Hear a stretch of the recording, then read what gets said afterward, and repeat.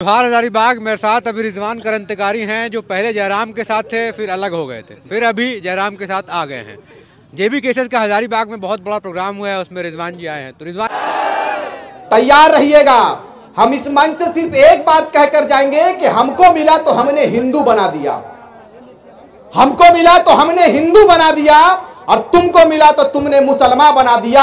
अरे हमसे अच्छे तो ये परिंदे की जात है मेरे दोस्तों, जो मौका मिला तो कभी मंदिर और मस्जिद में घोंसला बना दिया। जी, क्या कारण था कि आप जयराम जी से अलग हो गए और फिर ज्वाइन किया यहाँ पे? नहीं, हमने ज्वाइन नहीं किया। हमने विचारधारा के साथ में लड़ाई की जो शुरुआत था हमने किया था और सारे लोगों ने राज्य के चिंता को लेकर एक बड़ा मुहिम जो छेड़ा था, उसी की एक पहलू थी कि हमने हमारे लोगों के बीच में गया। क्योंकि हमारे लोग जिस तरह से आपने देखा कि देश की आज़ादी हो या फिर राज्य के लड़ाई हो, अपने बिरसा के साथ में शेख भिखारी ने लड़ा था। आप देखोगे कि अशफाक उल्लाह खान ने भी अपने शहादत को दिया है भगत सिंह के साथ में। तो अग्रणी भूमिका हमारे लोगों का रहा है भाई। तो हमने अपने जिम्मेदारियों का निष्ठापूर्वक निर्वहन करते हुए अपने लोगों के बीच में गया, मुस्लिम लोगों के बीच में गया, मुस्लिम समाज के लोगों के बीच में गया और कहा कि आज इतनी बड़ी लड़ाई यदि लड़ी जा रही है राज्य में, तो ये आपका धर्म कहता है, ये आपका इस्लाम कहता है कि जब राज्य संकट में हो, देश संकट में हो, तो आपको खुलकर उस संकट का साथ देना चाहिए। शुरू में भी यही हाल था ना, तो फिर अलग क्यों हो गए थे, ये जानना चाहिए। कहा कि अपने लोगों को जगाने के लिए हमारे लोगों की जो भूमिका होनी चाहिए इस राज्य के इस खतियान की लड़ाई में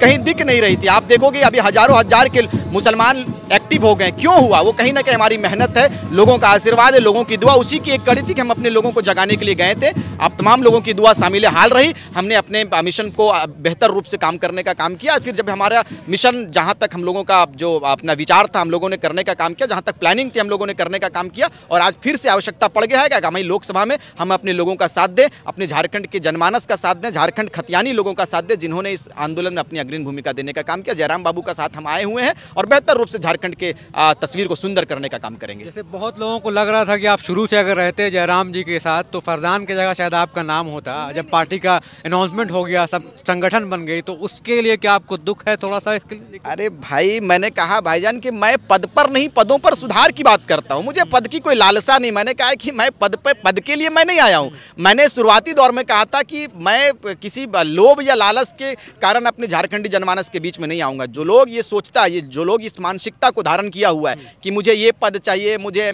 सीट चाहिए, मुझे एमपी बनना है, मैंने कहा है कि जो शीर्ष नेतृत्व का आदेश होगा, रिजवान क्रांतिकारी हमेशा पालन करने का काम करेगा। तो एक चीज़ देख रहे हैं कि जेबी केसेस कुछ दिन पहले विवादों में था कि खेसारी लाल यादव को बाहर, उसमें आपकी क्या राय है?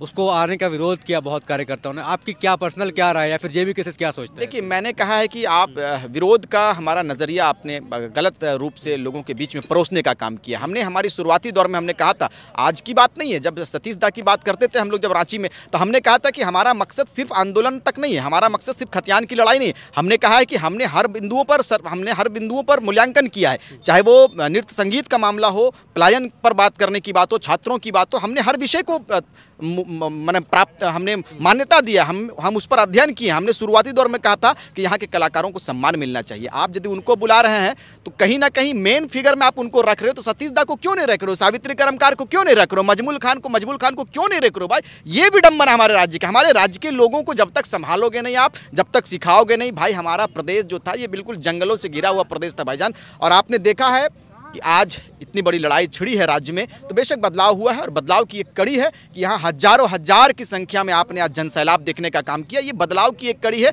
ना तो हमने पैसा दिया, ना तो मैंने दारू दिया, ना तो हमारे लोगों ने उनको कोई व्यवस्था दिया। वो अपनी व्यवस्था से इस जनसभा के लिए आया और इस जनसभा को सफल करने का काम किया। कुछ लोग ये भी कह रहे हैं कि जो जेबी केसेस है वो सिर्फ कुर्मी लोग का पार्टी है, ऐसा लोग कह रहे हैं, यादव विरोधी है, ऐसा लोग कह रहे हैं। लेकिन अब यहाँ पे देखने को मिल रहा है कि मंच में सभी लोग हैं, चाहे रिजवान वो दिख रहे हैं, फरजान भी दिख रहे हैं, हर तरह के लोग यहाँ पे दिख रहे हैं, मनोज यादव दिख रहे हैं। तो इस पे क्या है? क्या ये भ्रम में फैलाया जा रहा है जानबूझकर किसी के द्वारा, या फिर ये ऑटोमेटिक पब्लिक ये समझ रही है इस बात को? नहीं, देखो, आपको मैं बताता हूँ, जैसे बड़े बड़े जो मगरमच्छ यहाँ पर बैठे हैं सिंहासन में, उनको डर पैदा हो गया, उनके अंदर एक भय का वातावरण स्थापित हो गया। क्यों स्थापित हुआ? कि उनको लगने लगा कि अब हमारी ज़मीन खिसक जाएगी।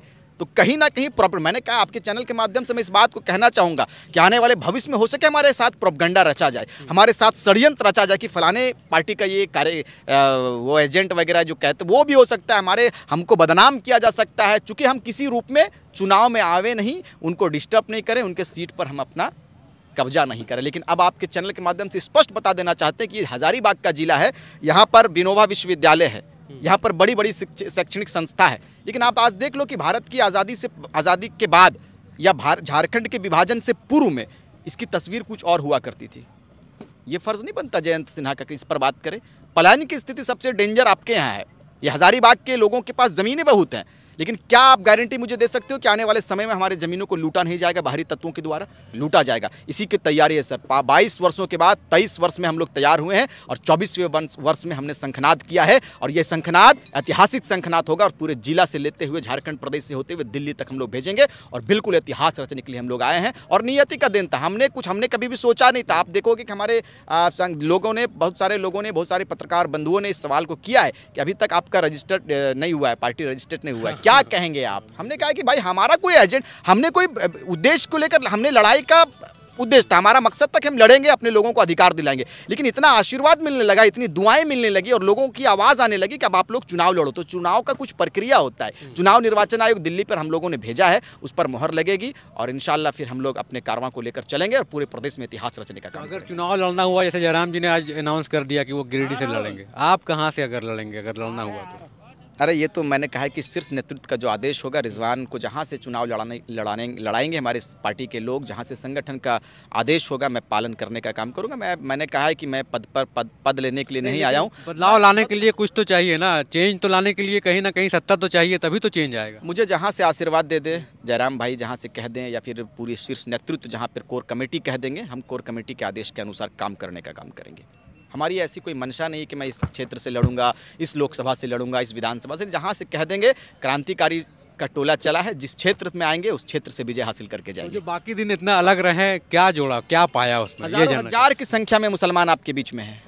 आज तो मुसलमान जो हैं जेबी केसेस को सपोर्ट करने के लिए बिल्कुल हमारी अंडरग्राउंड बैठकें हो रही है। हमने कहा है कि 70 वर्षों में मुसलमानों को रहनुमा कोई नहीं मिला, मुसलमानों पर कोई बात करने वाला कोई ऐसा नेता नहीं आया। बहुत सारे लोग ऐसा कहते हैं कि मुस्लिम के नाम पर लीडर, लेकिन नहीं, इस बार लड़ाई लड़ेंगे और बेहतर लीडर को चुनकर हम लोग सदन में भेजने का काम करेंगे। रांची राजधानी भेजेंगे, दिल्ली भेजेंगे, ऐसे लोगों को, ऐसे मुस्लिम लीडर को चुनेंगे जो बिल्कुल जमीन से जुड़ा हो और ज्वलंत विषयों पर बात करता हो, ज्वलंत विषयों पर लड़ाई लड़ता हो और झारखंडी जनमानस के अनुकूल कार्य करता हो। हमने बहुत सारे लीडर को चुनने का काम किया, लेकिन बिल्कुल आप उनकी आवाज़ उठा लो, उनकी आवाज़ एसपी नहीं सुनती है। और हमारा टेलीफोन जाता है तो एसपी तो क्या, उससे ऊपर वाले आपसे डर जाते हैं कि क्रांतिकारी आ रहे हैं, एक बार आप बात कर लो जाकर। ये वातावरण हमने बनाया है दादा, हमने बनाया है। हमने झारखंड के विषयों पर हमने बहुत अध्ययन किया। हमारे गरीब जो इस क्षेत्र में रहते हैं, कभी उनके दर्द को भी समझना चाहिए हम लोगों को कि आखिर राज्य का विभाजन का उद्देश्य क्या था।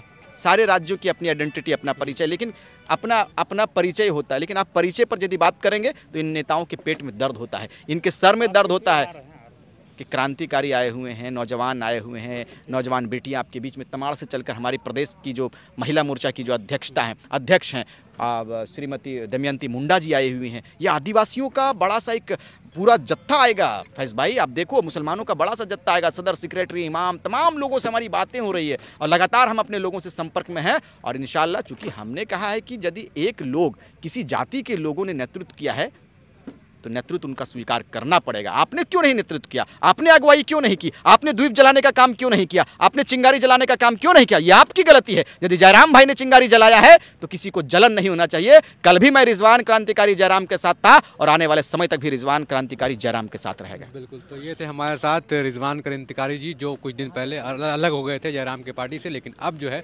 पार्टी में आ गए हैं और किस तरह से कहा, अपनी बातों को रखा, आपने सुना।